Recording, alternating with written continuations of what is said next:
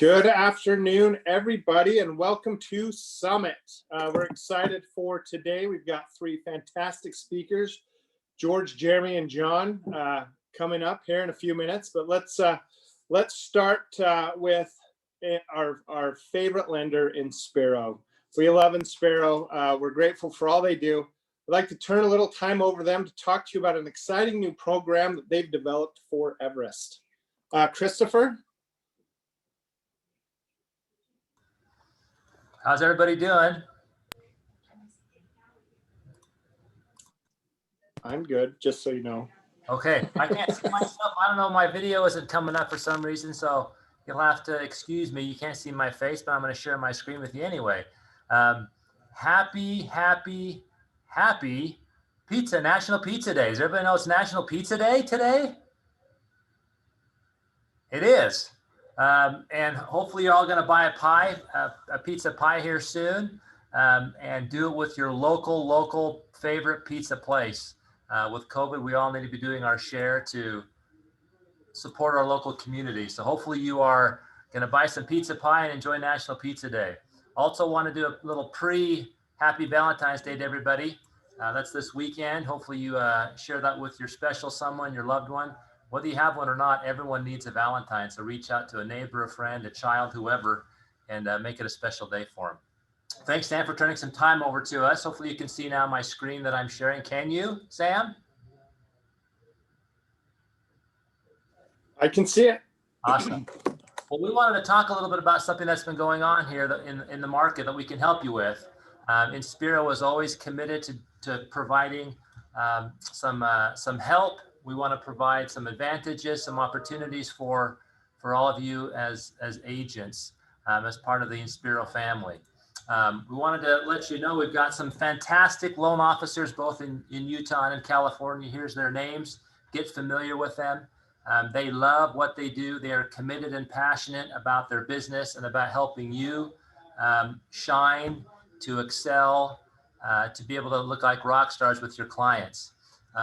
We hear their names and faces, as well as Kendall Baker and Jennifer Morris, who help us with business development in California and Utah, and you'll get to know them and see them in the coming days and weeks and months. But what you don't see is behind this team is we have another 15 or 20 people that are the backbone and the support of everything that we do, that make things work and run. And we're going to talk a little bit about that today, but we want to let you know that we are here for you. We are excited to be part of the Everest family, and we hope we can help you. Now, right now, we're all in a very unique environment, and with the housing market, there is not a lot of inventory going on out there. They're available, I should say.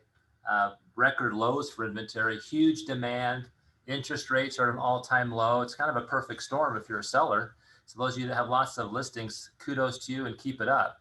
Those of you that deal with buyers, it's a little bit more challenging. And we've been strategizing and working closely with Everest leadership and management, along with our leadership and management, on what can we do to help? What can we do to give a little bit of a solution and a jump start to some of the things that you're facing, those of you that deal with buyers. We want to talk about that today and just kind of introduce something that we're going to be doing. Before I do that, are any of you experiencing any of these things? I think a lot of you are. You're experiencing an inventory shortage. You're having challenges getting your borrowers qualified. You're having huge, large, non-refundable earnest money deposit requirements, or having to make offers that are way above asking price, or seller requests to move contingencies because there are just so many people making offers on a home. Most of you are seeing multiple offers on homes that you're listing or that you're trying to buy. If any of you have any of these challenges that you're facing, we want to talk about something that we want to launch today and let you know about. It's called the Everest Advantage. We want to help your buyers stay ahead of the competition. And what this Everest Advantage is, it is a full upfront credit approval and income approval that we're going to give to your borrowers that are looking to buy a house. There's going to be expedited closing with the process from our friends at North Star Title here in Utah and All Valley Escrow, and that'll help you get some higher conversion. And what this is and how this is different is typically when you refer a client to Inspiro or another lender, they do what's called a pre-approval or a pre-qualification, and they take an application, they may talk to the borrower, they may gather a few income and asset documentation items to verify what they've provided, and they send you a pre-approval or a pre-qualification letter, which is great. And most of the time that works. But right now in this environment, we need to do a little bit more. And so we're taking it one huge step further, and that is on a credit approval.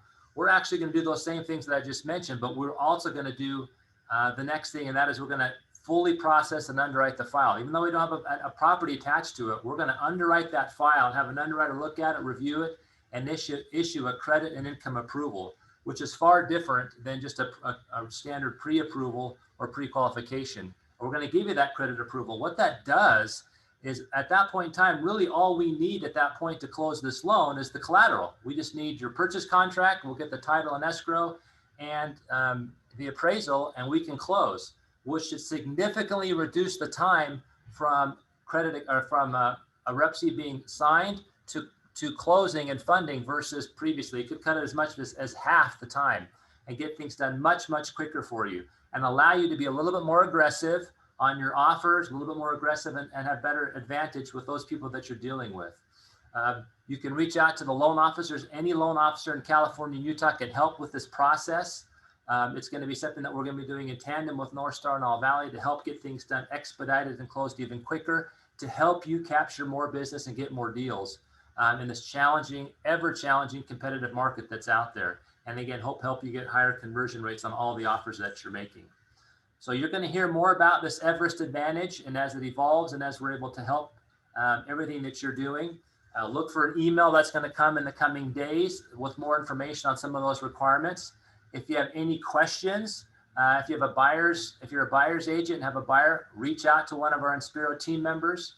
If you're a seller and you're getting offers and you want to vet any of these buyers out, feel free. We're happy to do that for you as well. You have every right to require so that someone is making an offer on your home to speak to someone that you want them to speak to. And we're happy to do that to make you feel better and to make sure the people that are buying your houses are actually qualified.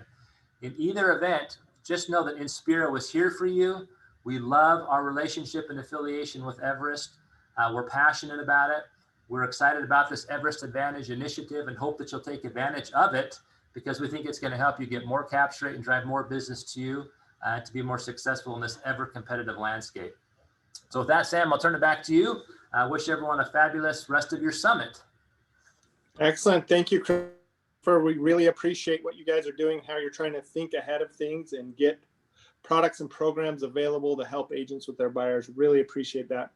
So now for the answer to the big question, which I've been asked a couple times privately in chat, what music am I dancing to? The answer is none. I just wiggle a lot. I'm always moving. So, all right, we'd like to welcome a couple new people with North Star. Russ, next slide. We've got our two escrow officers. A lot of you in Utah have already met these people. And if you haven't, strongly recommend you get to know them. We have Crystal Cruz and Nick Park, our two escrow officers at North Star. Very excited about them. They both bring a lot of experience and capability, and super excited to have them there. All right, next slide. From all little news from All Valley, we'd like to congratulate Albert Uoa on Employee of the Month. When we told Albert yesterday he was Employee of the Month, he said, "Wait, just 1 month?" So we may see his slide over and over again. But thank you, Albert, for doing everything. We know you go above and beyond. Apparently, there's somebody at my front door. Go above and beyond. We really appreciate all you do for All Valley and for the agents that you're working with. All Valley would also like to welcome a new escrow officer. It's Sue Ericke. Again, that's Ericke. She is fantastic. She's been in the business for a while. Very skilled, very talented, knows what to do and how to do it. If you're looking to work with someone, please feel free to reach out to Sue. She would love to hear from you and work with you through your escrows.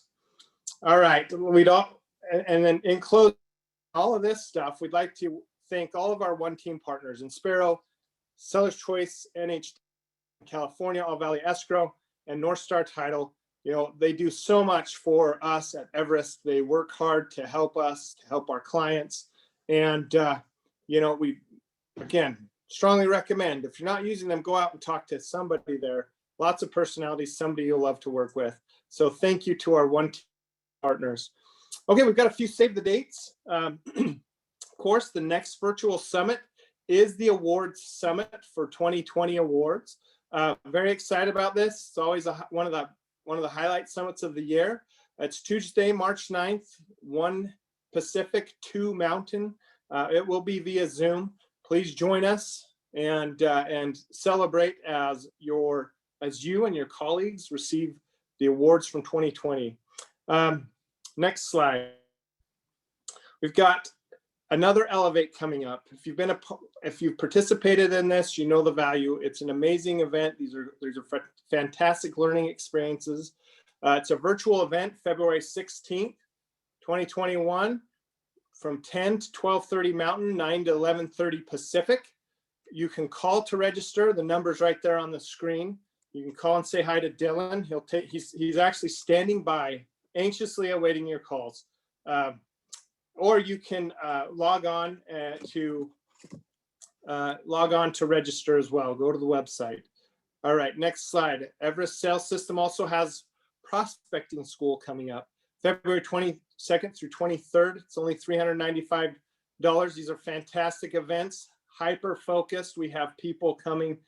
This one's hosted in Utah. We have people coming from California, plenty of people from Utah coming to join in the prospecting school. It's a great way to really hone your skills to get new business and get new clients. I know in both markets, we're short on listings. Come and learn how to do it firsthand and work through it with coaches. You can register by emailing Judy at everestcoaching.com.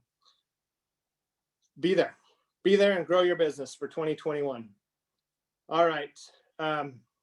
Top producers trip 2021. Sadly, we won't be able to go as a company to Hawaii, but we are doing something special in the form of giving out Marriott gift cards so that you can travel when you feel comfortable.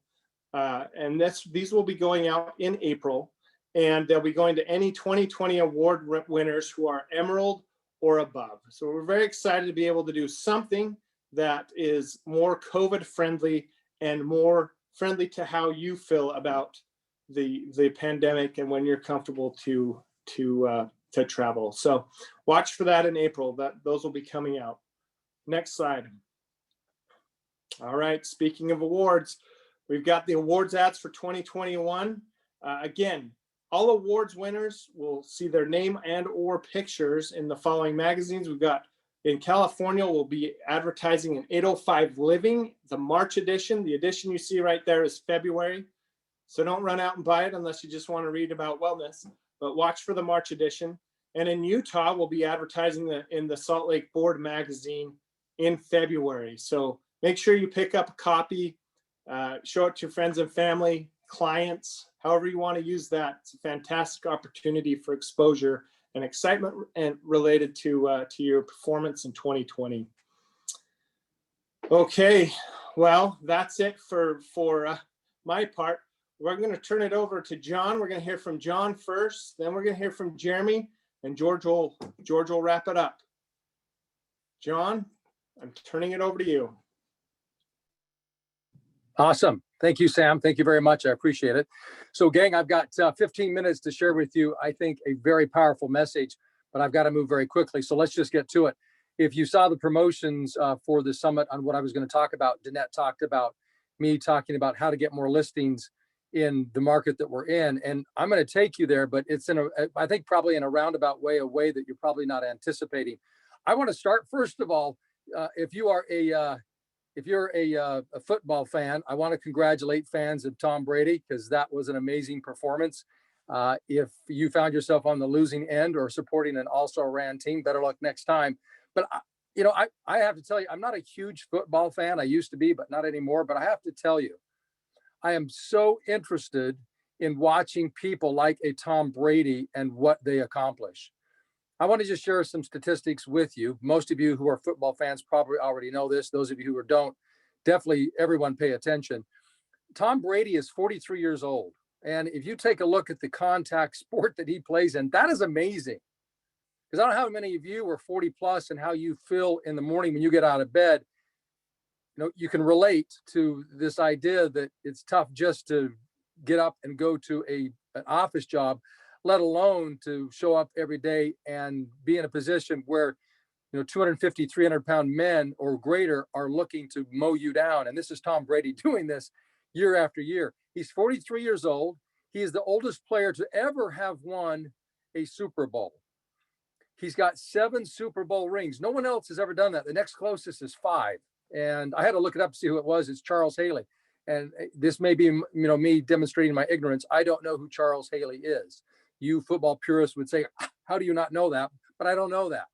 But I do know who Tom Brady is.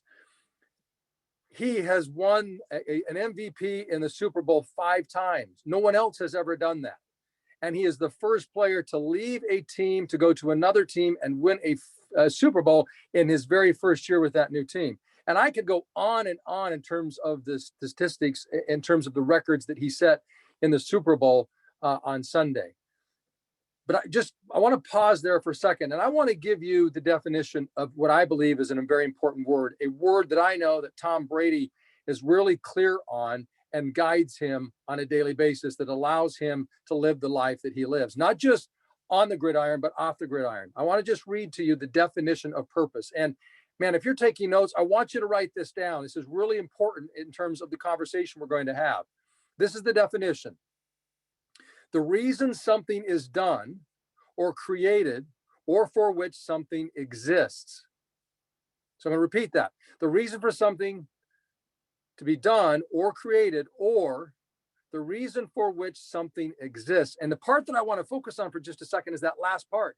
The reason for which something exists. I want to ask you this question. Do you think that Tom Brady is really clear about the reason or the reasons for which he exists? And I hope for all of you that the obvious answer is yes. There's no doubt about that, because you couldn't perform at the level that he does consistently into his 40s in probably the most difficult sport because of the contact that is required, that it's just part of the game. And yet here he is performing at that high level for as long as he has. So the next question I want to ask you is this.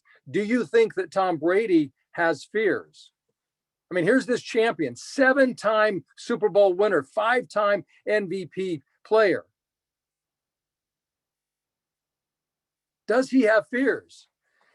And the obvious answer is yes. There's no question he has fears, because that's part of the human experience. Look, gang, what I know is this, that there are 2 ruling monarchs of life. I said monarchs, like those that control 2 emotions, 2 leading monarchs in life. It's either fear or love. And I take a look at somebody like a Tom Brady, and I ask myself this question. Is that man ruled by fear or by love? See, I asked the question, does Tom Brady have fears? Does he experience fear in his life? And I am absolutely certain that he does, because it's part of the human experience. But the question is, which emotion of those 2 ruling monarchs that wield a very heavy hand, both fear and love, which one does he allow to guide him on a daily basis as he lives? Because here's what I know about Tom Brady, and I don't know anything about him but for the fact that he is a champion on the gridiron. He can't perform at that level for as consistently as he has and set the records that he has, where no one can even come close to it, and not have his life together off the gridiron. It's just not possible. You cannot perform to that level consistently for that period of time. So I asked this question in my mind: which of those 2 monarchs, of those emotions, rule Tom Brady's life? And the obvious answer to me is it's love. It is. It's love. It's love. It's purpose. It's passion. He's really clear about who he is and what he's going to accomplish in life. And he sets about doing that every single day. His example in thinking about this reminds me of Martin Luther King. One of my favorite, I consider him a personal hero, but I also consider him to be one of my favorite examples of just absolute commitment and passion and what people are willing to do despite their fears. Shortly after John F. Kennedy was assassinated in the early 60s, Martin Luther King had shared with his wife, Coretta Scott King, that he believed that was going to be his fate, that he was going to realize the fate that John F. Kennedy did. He was going to be assassinated. He firmly believed that. And of course, as we know, he in fact did suffer that fate. It's so interesting. Despite the fact that he knew that what he was doing and pursuing his dream, because he said it, that's what he said. He said, I have a dream. It was his dream. He stood there in front of millions and subjected himself to ridicule. And ultimately, he subjected himself to physical harm. As early as the 1950s, the late 50s, he was interviewed and he was asked the question, do you fear for your life? And he said, well, there have been attempts on my life. So yes, I do fear for my life. And yet he continued to pursue his dream. I find that fascinating. See, what I know about a Tom Brady or Martin Luther King or those in my life that I watch who perform at a level that others say they want to, but they don't. I know this, that in their lives, they are controlled by love, but yes, they have fear in their lives. And on a daily basis, they simply choose to be guided by the love rather than controlled by the fear. So, gang, this is critical. And when I say critical, I mean critical. We have a choice. We can choose to live a life that is driven by fear or a life that is driven by love. Here's an interesting statistic. 75% of people who work their job, who have a job, 75% of them say they hate their job. They would prefer to be doing something else, to have another job. That is a scary statistic. I cannot imagine showing up every day for days, weeks, months, and years doing a job that I don't like doing. Here's an interesting statistic, and it's the reverse. It's amazing, the polar opposites here. If you were to poll, as they have done, the quote unquote average millionaire, if that really exists, and they ask the millionaires the question, do you enjoy doing what you're doing? 75% of the respondents say they love doing what they're doing. So the average person, 75% of them say they hate what they do for a living, their job. But if you look at millionaires, 75% of them say they love doing what they're doing. So now you might say, well, wait a minute, John, if I were making millions of dollars a year, I would love doing my job too. But see, I don't think that's the way it works. I think that the people who make millions of dollars a year make millions of dollars a year because they're doing what they love. And because they're doing what they love, they become exceptional at it. And because they're exceptional at it, they offer a lot of value to other people. And when you offer a lot of value to other people, then of course you get paid very well. Whether you play on the gridiron like a Tom Brady or any other profession. You think about the top producers in our business, you know, the Tina Hares, the Justin Udys, the Dave Parkers, the Trish Perez's, the Kathleen Brunos. You know, you look at these top producers, and it is very clear to me, it is very evident, I have zero doubt, two things. Number one, these people are people of passion, and they have really, going back to that definition, purpose, they have figured out the reason for which they exist.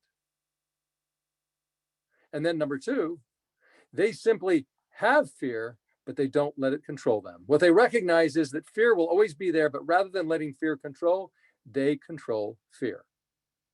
So again, I go back to this question. Which do you choose? Which of the two emotions do you choose?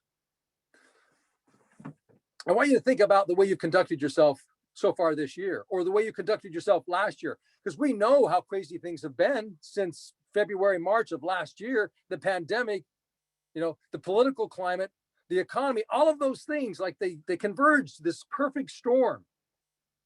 Which one have you chosen over the last nearly 12 months, coming up on 12 months?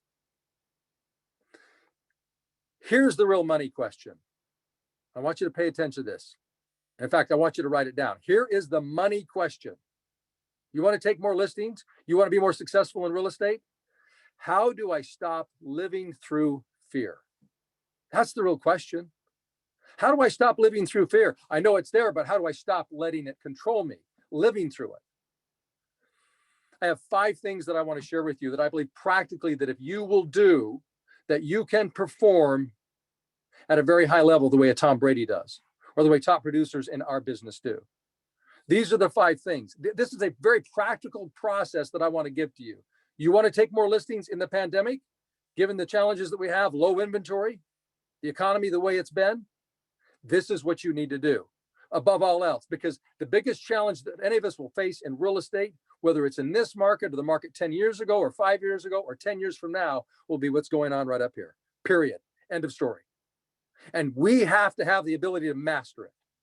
So we've got to have a process to master it. Number one, in terms of this process, I want you to write this down. I want you to be willing to ask yourself this question consistently throughout the day. How do I feel? Ask yourself that question. How do I feel? I think it's important that we recognize on a very conscious level how we feel subconsciously. See, the fact is most people on a conscious level don't feel good because of what's going on subconsciously. 75% of people do not like their job, and yet they continue to do it because they don't ask themselves this question: how do I feel? Number one. And then number two, follow up with this question: why do I feel that way? See, if you don't feel powerful, optimistic, capable, the best option for people to talk to when it comes to buying and selling real estate, you got to ask yourself the question: why do I feel this way? You know, they say that the first step to recovery is admission. So when you ask a question, how do I feel? And it's not a powerful answer. It's not, I feel great, awesome, fantastic, amazing. Then ask yourself the question, why do I feel this way? And even if you do feel amazing, powerful, optimistic, and fantastic, ask the question, why do I feel this way? Because what is important here is that we're recognizing our habitual behavior, our thought patterns, and our process, so that we can change it when we're not powerful, and when we are, recognize what we're doing, what we're thinking about in order to be that powerful person. And then step number three, after we've asked how do we feel, and then ask why we feel that way, the third step is to write down the answer. Why do I feel this way? I feel this way because of 1, 2, 3, 4, whatever the answers are. Recognize it on a conscious level. Stop letting the subconscious mind dictate in a very negative way, living through fear, how you should feel on a daily basis, on a moment by moment basis. Write it down. I want to share something with you I think that will surprise you. In 2020, home sales were the highest they have been since 2006. The highest they have been in 14 years, in the middle of that mess that we called the pandemic. 2020 total home sales, over 6 million homes sold, over 13 million sides. Think about that. Over 13 million transactions, and how many do you want to do? Are there not enough transactions for you to do? Sales in December 2020 were 22% higher than they were in 2019. Why do I share that with you? Because I ask you this question. When you write down all the reasons you don't feel powerful and awesome and fantastic and amazing and capable of achieving and getting more listings in this market, what story are you telling yourself? Are you paying attention to the right things? Were you surprised by those statistics? See, step number three, write it down. Step number four is to rewrite it. Rewrite the story. You have to rewrite the story. You know, one of the things that we repeat in the 12 steps to the summit of success is real estate transactions are abundant in any market. Underline any. It does not matter what the market conditions are. There are enough transactions for somebody who has the right mindset, who has figured out the reason for which they exist, who are conscious about how they feel, who are conscious about why they feel that way. And then on a very conscious level, confront themselves with that and rewrite the story. And very consistently, step number 5 is stay close to the rewritten story, the powerful story, the story that, look, sales have never been better in real estate, at least in the last 14 years. And the reason inventories are low is not because homes aren't being put on the market, it's because so many buyers are in the market buying them. Gang, that's the answer. It's because Christopher and his team of Inspiro are giving their money away. And there's been so much pent up demand that's the reason that inventories are so low. So you want to take more listings, get your mind right. Tell yourself the right story consistently every single day. Do not be ruled by fear, but be ruled by passion, by love. Identify the reason for which you exist and live by the right story. And I guarantee you, like a Tom Brady, you'll have the rings. You'll be the MVP because there's nothing written anywhere that says that you can't. So thanks for your time today. Go out there and be powerful because I know that you are. All right, who's up next? Jeremy?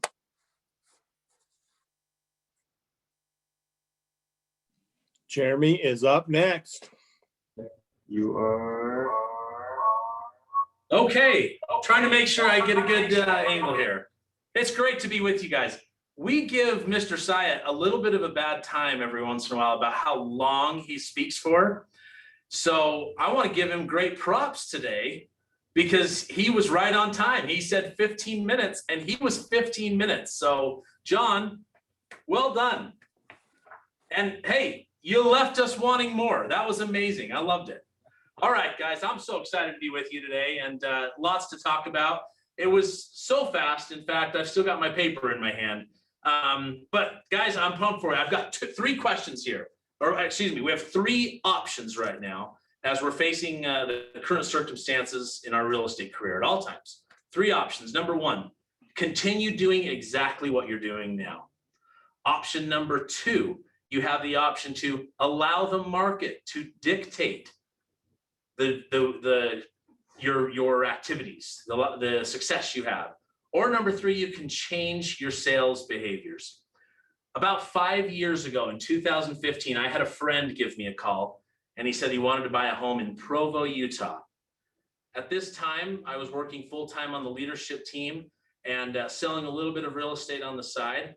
And I've been talking to a lot of agents about these multiple offers being put in and the way to combat that. So I was kind of excited because I now had the chance to engage in this myself. So me and this agent, kind of business as usual, me and this client buyer started going down, looking at homes, putting offers in. Hey, I want to note a first here. Dylan is raising the camera for me right now. This is beautiful. I love it.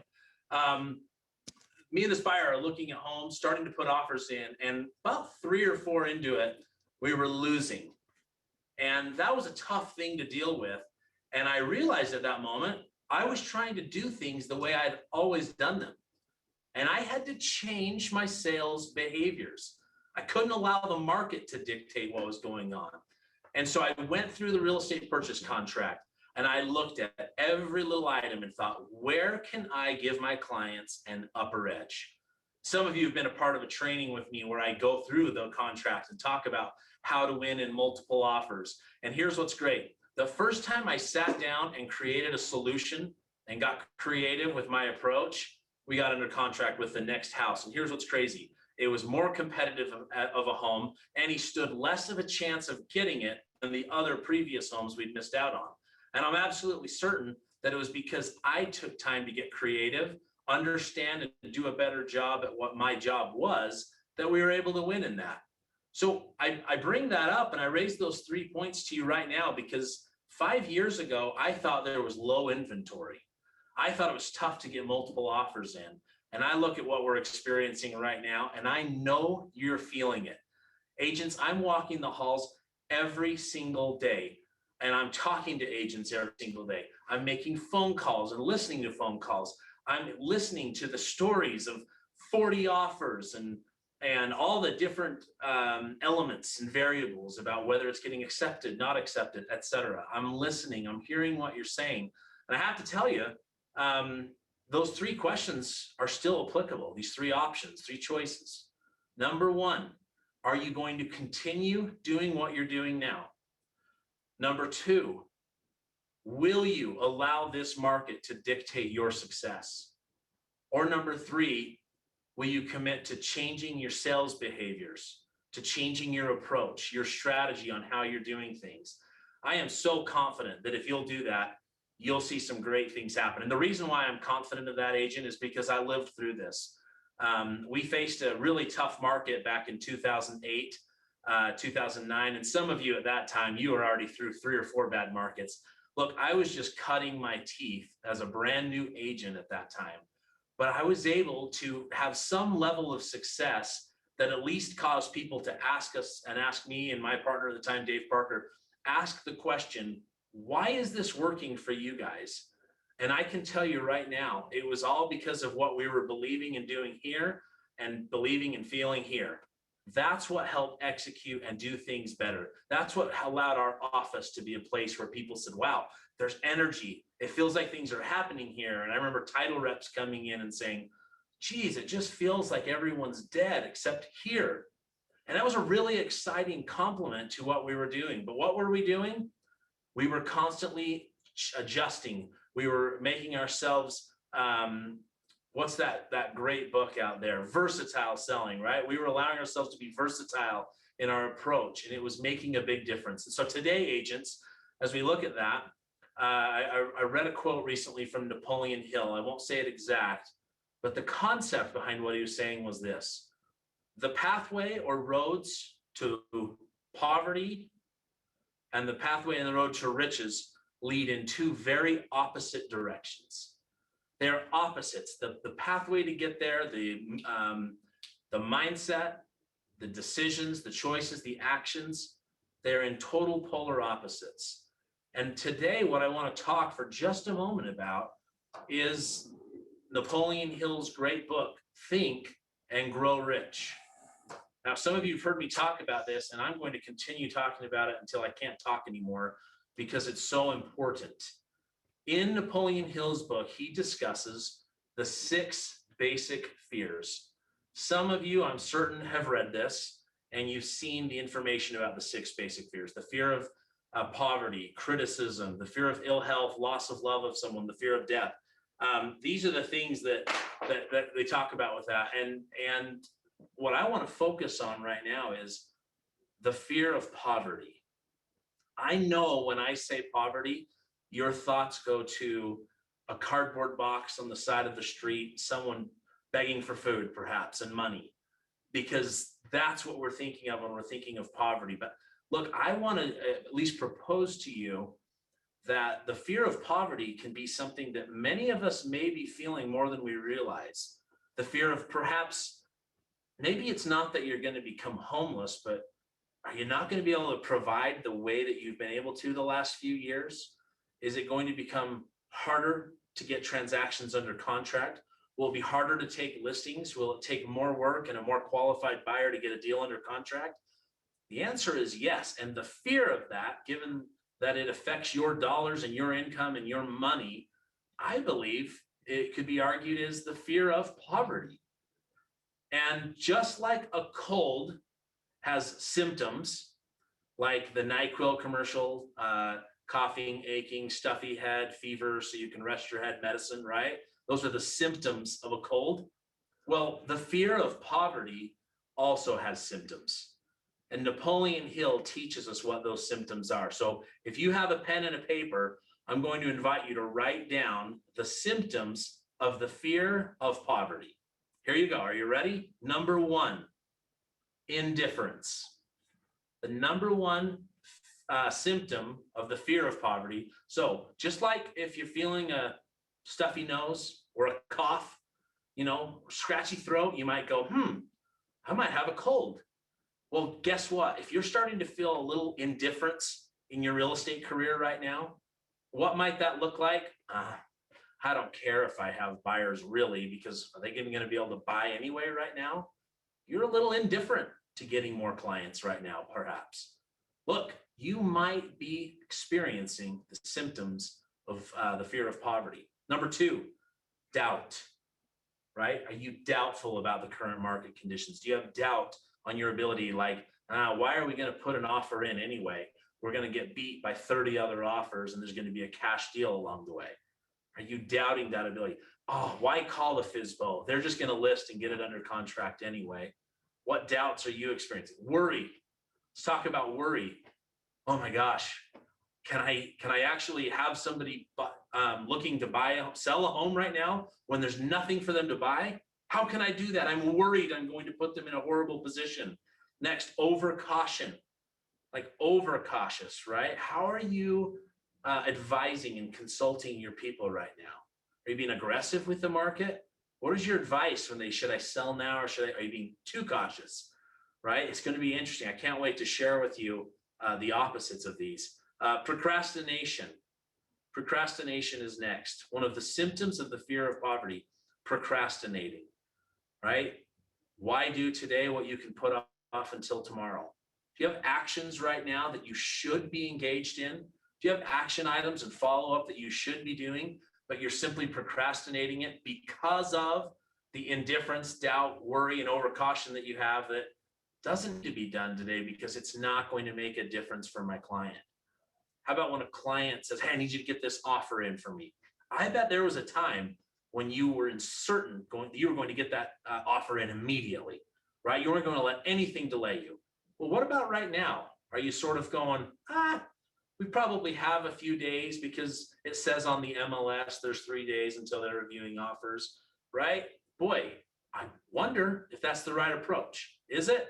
And then last one, if you're writing these down, if you're experiencing the symptoms of the fear of poverty, it would be that you're expecting poverty. In your head, in your heart, everything, you're just expecting that to happen.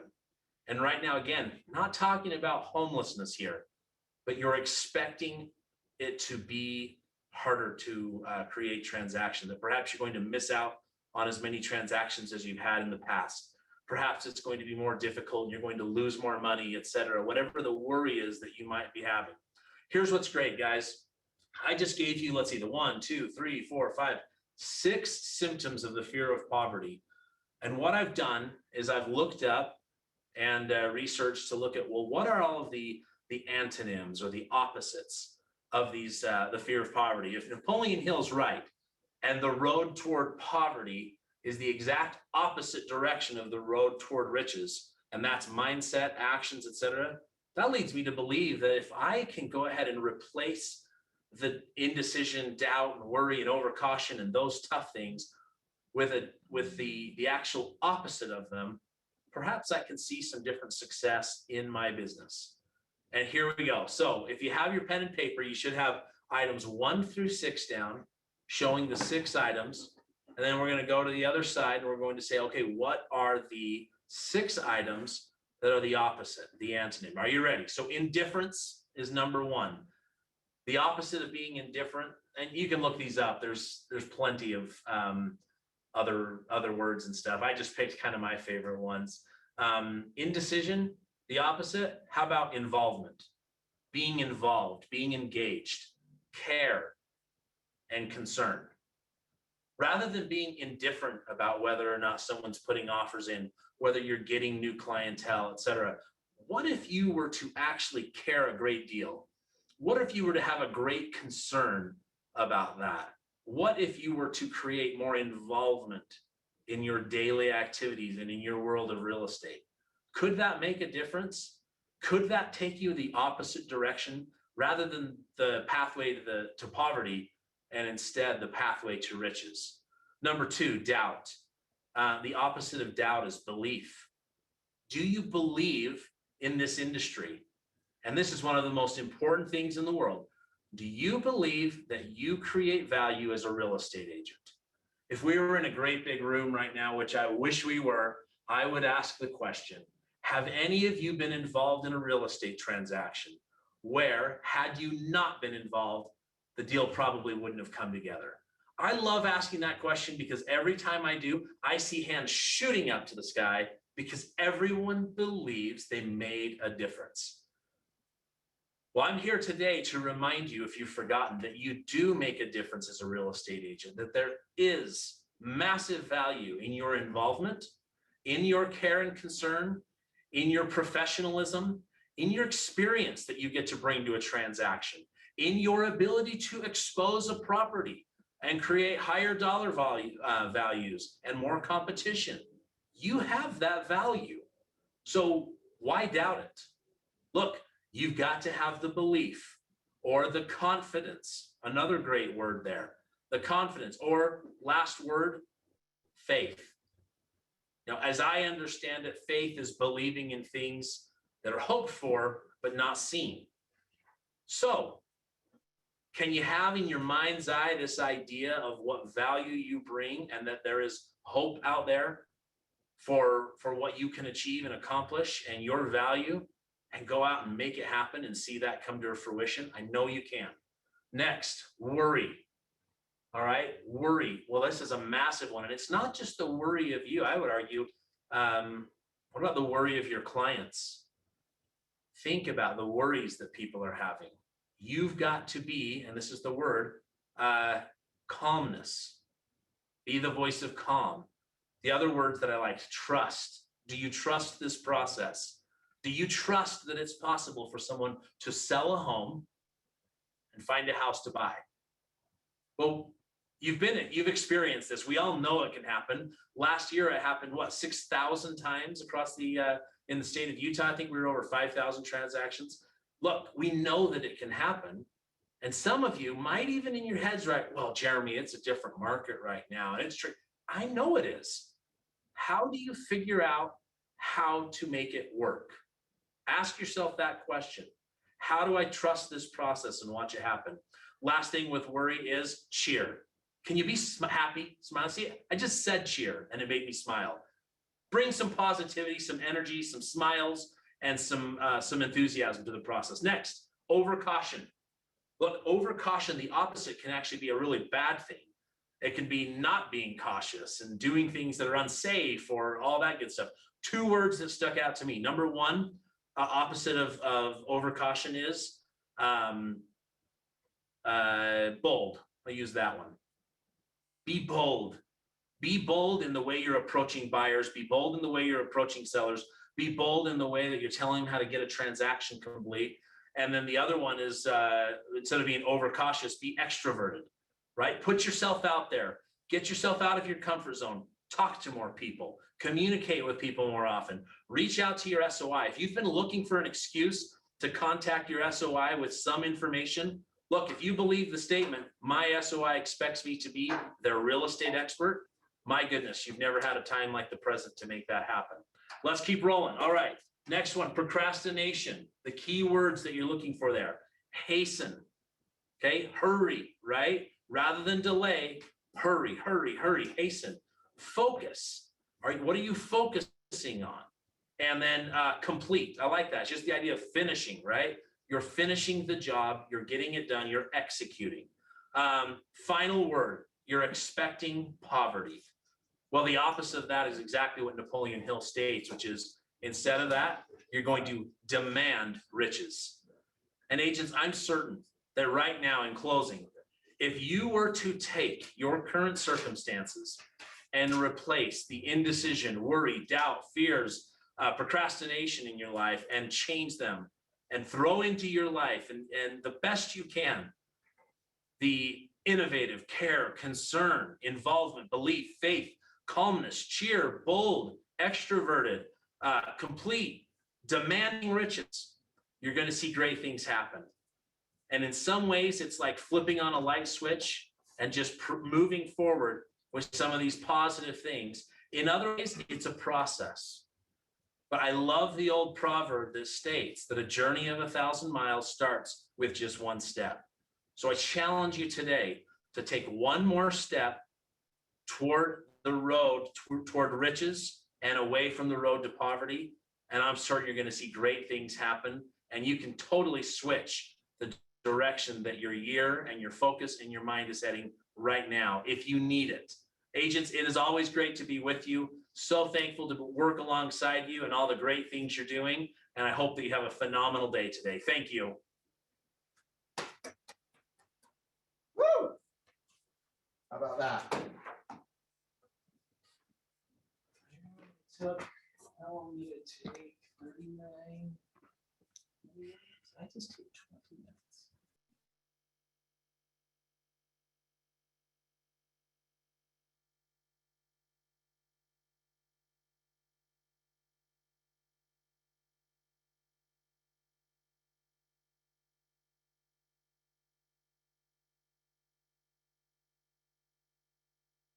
Yeah, you're good. All right, doing a little camera adjustment. I like the fact that it's going up. It's going up. All right, guys. Hey, great to be with you. It is a wonderful day, and you know what? I love the summit. In fact, I had a great conversation today with Dave Parker, and I was just speaking with Danette Gramp, and we were talking about just the opportunities of when can we actually gather all together and see each other and give a high five and a hug, and hopefully that isn't too far off from the near distance or near future, and it's not too far out in the distance. So today, I really believe can be a defining moment, and you guys have had such great messages in regards to shaping, creating, and building a better life, not only in your business, but of course the principles of success in business are also equally just as important in the principles of just life. With that being said, I have three core things I want to talk to you about. And the first one is about our condition. You know, there's a quick little story that I've always appreciated, and it's such a simple one. And it's about the baby little elephant in the circus. And if you look at that little elephant, he has a tiny little rope, actually a pretty strong rope at the time as a little infant and a baby, if you would say, as an elephant. And they would stake it into the ground, wrap it around its leg, tie it to its leg, and it could not escape. Well, as the years go on, as we all know how this story goes, that the elephant begins to believe that there's nothing they can do to escape. And so as the years go on, this mighty elephant, this enormous beast of an animal, has this tiny little peg that's tapped into the ground with this small, skinny little rope. And it just stands there with the mindset, the belief system, and more importantly, this word, the conditioning to believe that it cannot break free. I want you to think about that for a moment. I want you to think about this question. Now, many of you are taking notes, and I hope that you'll take notes on this. Write this down. What is it in my life? What is it in my life that has been conditioned to be so? What is it in your life? What is it about your life that is nothing more than a condition? What is it that you have yet to break free from and to eliminate or to stretch beyond and to grow beyond, because it's so conditioned within you that that little tiny rope maybe is around your own wrist or leg that you cannot seem to break free from? Now, I really appreciate what Jeremy had to say and what John had to say, and specifically Jeremy had something to say about poverty, the habits and the habitual thinking of poverty. You know, I didn't come from a family that thought big. I didn't come from a family that asked me which business I was going to create. We weren't talking about what kind of car we were going to drive, what home we were going to live in, the next big vacation we were going to go on. And, you know, one of the fun parts of social media is you get to see a lot of the extraordinary things that people are doing. Yes, is there the fake life in media, but you know what? There's some real living that's going on. And you start to realize that certain people are conditioned and some people break free from that conditioning. So think about your own life. Think about your business.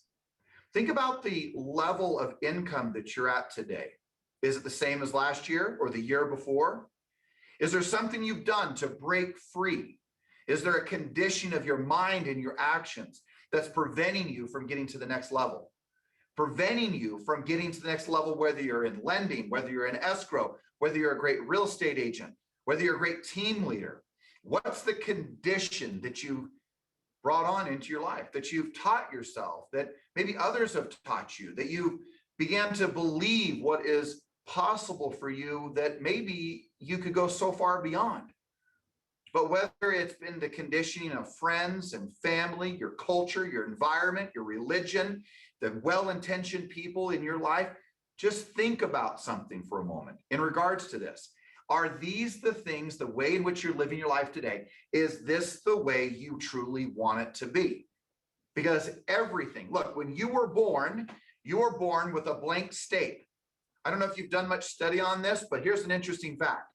You come into this world with very little brain activity. An infant, a newborn, the brain activity is so small because there is no imagery in that mind and in that brain. And in the first 5 to 8 years of that young person's life, they begin to be conditioned to see vision, to see things, to experience things, and to become conditioned to what is right, what is wrong, what is good, what is bad, what religion they are a part of, not part of, what their mindset is, belief systems, what's possible, not possible, how they think about money, not about money, how money doesn't grow on trees, or how you come from places of massive abundance. And I'm going to have to believe that if you're like me, most of us grew up in households and in lives and environments and cultures that did not condition us to do extraordinary things. Now you will pick right now, I guarantee you'll find people that helped you to see a bigger vision. That maybe when you were a young person, it helped you see something in what was possible for you, bigger than what you already are doing. And all of a sudden you galvanized that, you crafted a better condition for your life, and you began to move differently because you thought differently, and you put a different thought, a different belief, a different condition. Gang, don't we find it interesting that everybody believes they're right? Every religion believes they're right. Every politician believes they're right. Every great student of anything they're doing, but there's people who are adamant that keto is the way. And there's people who are adamant that intermittent fasting is the way. There's people who are adamant you got to track your micros and macros and everything else on a, there are so many different ways that people believe that they are right. So here's the question then. What have you been conditioned to believe? What have you been conditioned to think? What have you been conditioned to do? So when we apply that to the business of real estate, you have to take a step back and say, wait a second, how have I been conditioned in this business? Do I wait for the business to happen? Do I go out and buy the business by my own marketing efforts? Or do I go out and get the business? And so much of that has to do with the way in which you are conditioned. So it can be the conditioning of, are you willing to be rejected? Or do you always have to be accepted?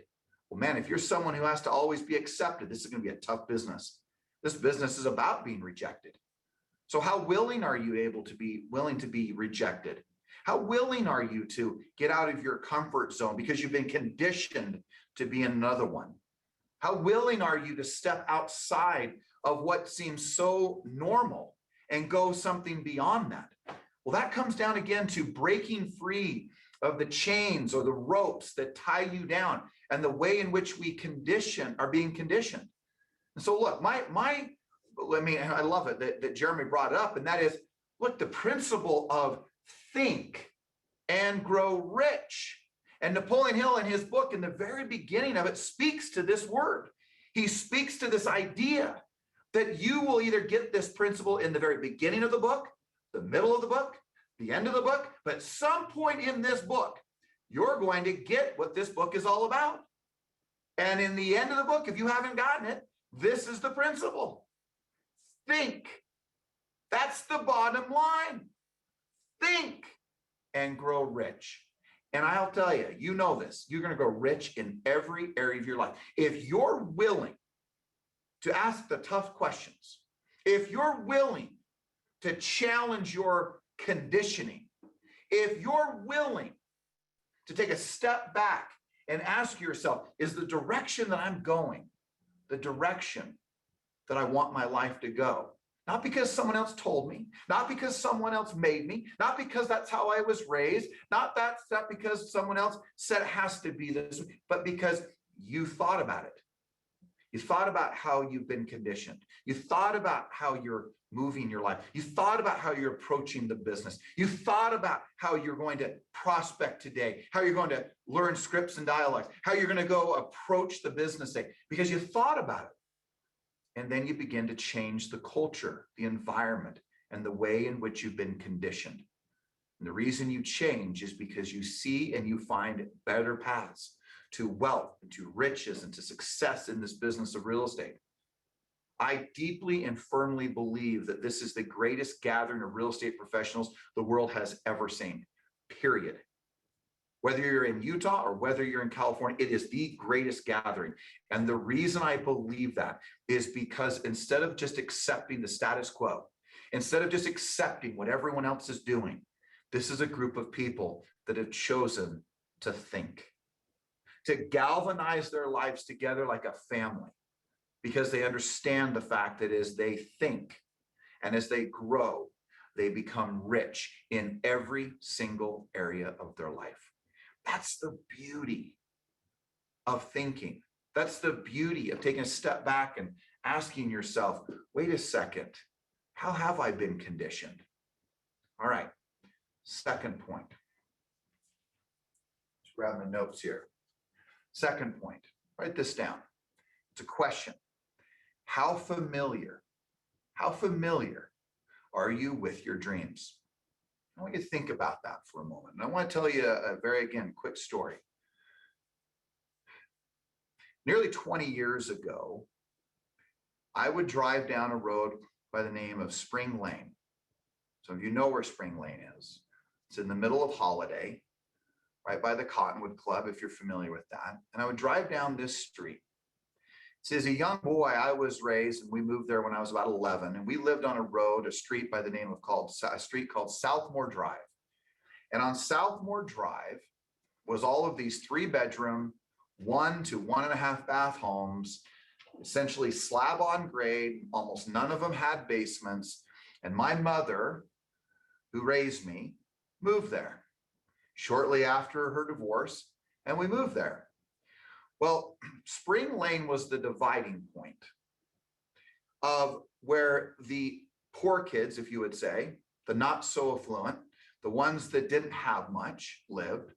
And on the other side of Spring Lane was all of the luxury homes, all of the $1 million homes, even back then. Homes that today are worth 2, 3, 4, some of them as much as 10 million bucks. And my point to you is this. As a young man, I would drive down Spring Lane, and I could see the difference from what that side of the road looked like and what my side of the road looked like. Well, when Jennifer and I were married, and I remember we had moved around a bunch of times, but I wanted to live in a particular home. And we actually had purchased my mother's home, and we actually lived in that same home. We'd been married 3 or 4 years, and we were married. We were living in this home that I was raised in.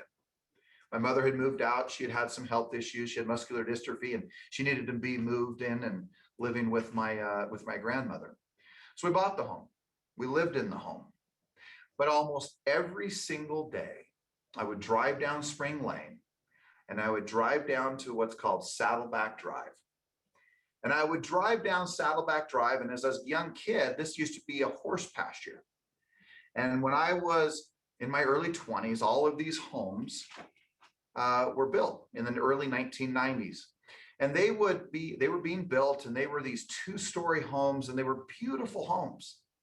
And I would drive down that street, and every day, whether with Jennifer or not, I would go look at the homes. And I fell in love with a particular home. And it was this red brick 2-story home on a cul-de-sac, had a nice backyard, great front yard. I could see myself. I could truly see myself living there. I could see us raising our family there. To this date, we still live there. We've been there for 16 years. And the point that I bring up to you is this. Are you familiar? Because for nearly 3 years, I would stand in front of that home, and I would say these words: I am going to buy this home one day. Now, the home wasn't even for sale. The home wasn't even on the market. It hadn't been on the market for years. It only had 2 owners. It was a beautiful 2-story with brick, and it was awesome. It was magnificent for me at that time. And I remember as I would stand there, I would close my eyes, and I would see myself in that home. I would see myself walking through it. I would see myself doing very little now today, but yard work. Can't even believe I said that. But I could see myself doing stuff there. And I got familiar with it. Now, when Sir Edmund Hillary stood on the highest point on earth, he didn't even take a picture. And when he came down, he was interviewed by a young little reporter, and she asked him this question: what was it like? What was it like, Edmund? He said it was exactly like I had imagined it 10,000 times before I got there. 10,000 times. So is there no surprise why there's not even a photo of him on top of the mountain? Right? There's Tenzing Norgay, but not him.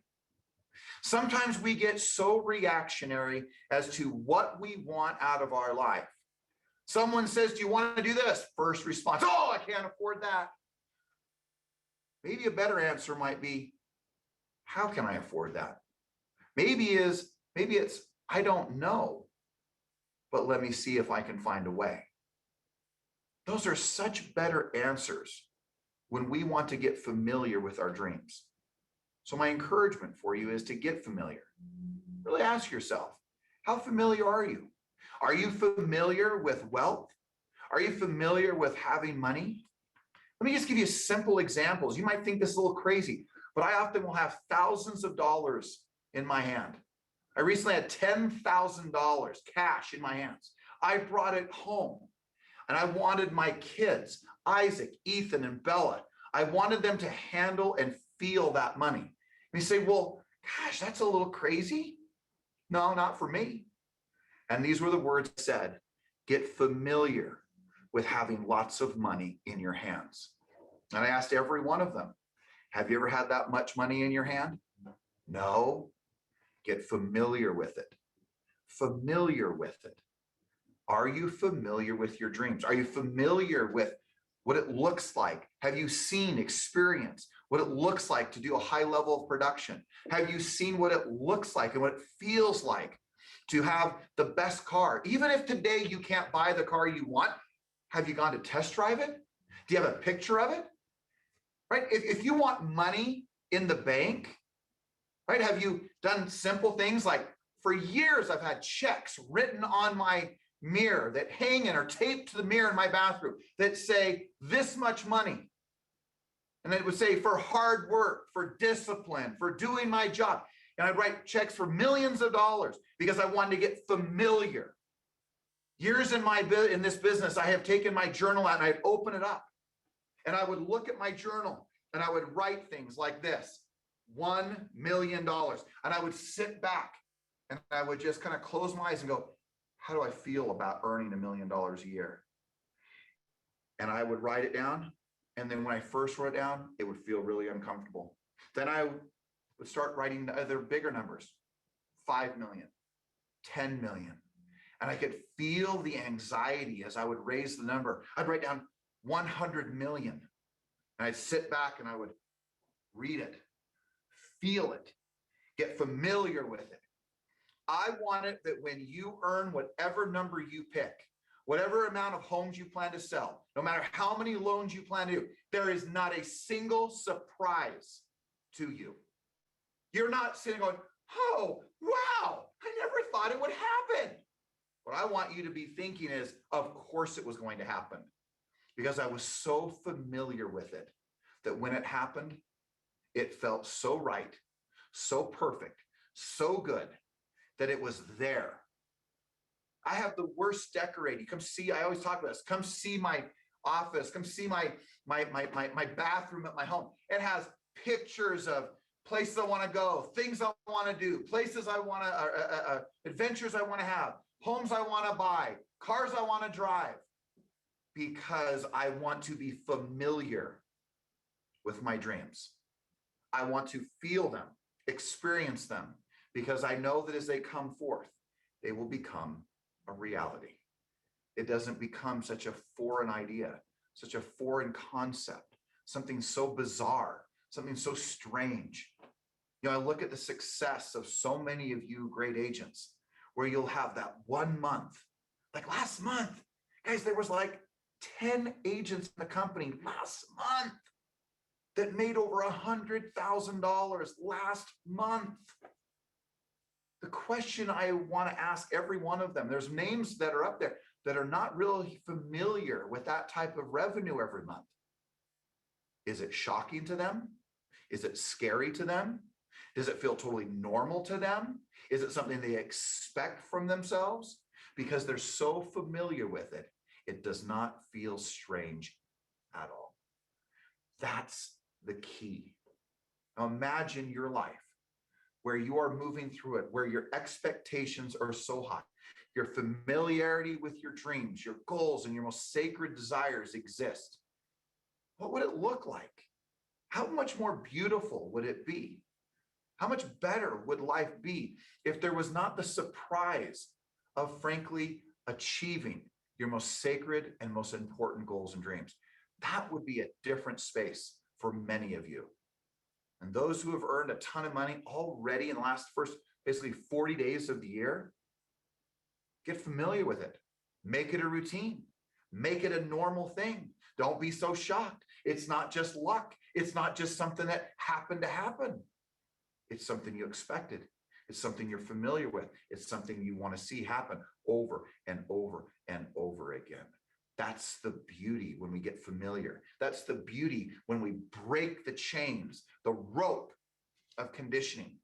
We then begin on point number 3, which is we change our approach. Point number 3, let's change the approach before we change the goal.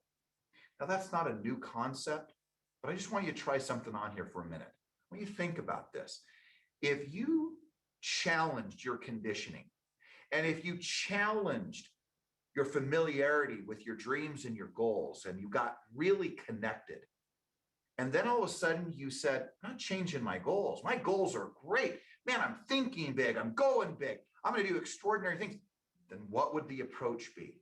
How would you approach your life? How would you approach this business? How would you approach your nutrition, your relationships, your business? What would be different if you knew the goal and the outcome, but you knew all you need to do was just simply change the approach? And you can change it at any point. So here's the question. What in your business needs to change? Think about that for a minute. Sometimes we get on the rat race or the wheel that the rat like sits there and runs on, and we don't even start thinking. So what is the approach today? What needs to change in your approach to the business? The approach needs to be changed in regards to how you go get business, how you approach the business, how you take care of business, how you do the business. What needs to change in regards to the process, the prospecting, the practice, the presentation? What needs to change? What is it about that approach that needs to be different? Look, if you're getting the same result over and over again, change the approach. If you're not having success over and over again, don't change the goal, change the approach. If you aren't taking listings consistently, change the approach. If you aren't getting your buyers under contract, even in today's market, change the approach. Give yourself the credit that you are smarter, brighter, intelligent, that you are mindful, you are conscious, you are awake, you think, and that you can come up with the answers. Now, can you use a coach? Can you use a great manager? Can you use this great company? Can you use another agent to help you facilitate a deeper level of thinking? Of course you can. But remember, you have the power within you to think. So look, my stance is that I don't want to do all the thinking for you. I don't want your manager doing all the thinking for you. I don't want all your parents and your best friends and your spouses and your children and those who are well-intended and caring that want to help you. I don't want them doing all the thinking. I want you to think. I want you to write down the question. What do I need to do to change my approach to achieve my goal? Wait, what do I need to become more familiar with where I don't feel so anxious when I achieve the goal, or I'm pushing away from it because it seems so uncomfortable, but you get so familiar with it? What is it about your conditioning, your culture, your environment, your past mistakes, your past errors in judgment, your past experiences, your past injuries, your past experiences in any area of your life have conditioned you? So I'm here to tell you to wake up and recognize that you can think through these things. You can make a fortune. You can become rich in every most important and critical area of your life. There is nothing that you can't learn. There is nothing you cannot achieve in this business we call real estate. There's not an exclusive club for success. There's just conditioning. There's rules and there's limitations that you've put upon yourself that say what you can or can't do. So if you want to go earn $1 million+ a year, go do it. If you're that agent who earned $500,000 last year, it's pretty simple. If you talk to 10 people a day, go talk to 20 a day, and guess what? You'll double your business. This is not a complicated process. If you earn 200 grand, ask yourself, how many people did you talk to last year per day? Guess what? Double the number, you double your income. I mean, I'm not a bright guy. I'm not the most intelligent guy in the room, but I'm pretty smart about asking questions. Ask the question. Ask the question. How do I double my business? How do I become a better agent? How do I become a better father, better mother, better parent, better friend? How do I become more influential and make a bigger difference in my community, maybe in my church or my religion that I'm part of? Just simply ask the questions and begin to realize that you will come to a place of revelation, a place of consciousness, a place of understanding. And yes, are there coaches, trainers, speakers, books, CDs, downloads, YouTube, whatever. It's all available for you to get the answer from others. But I promise you, because I can only speak from my own experience, but I'm asking you to challenge me on this. Don't believe anything I say, but write down the question and see if you're smart enough, which I know you are, if you are enlightened enough, if you can get clear enough to find the answer. And I can promise you, the answers will come. You have no reason to stress. You have no reason to fear.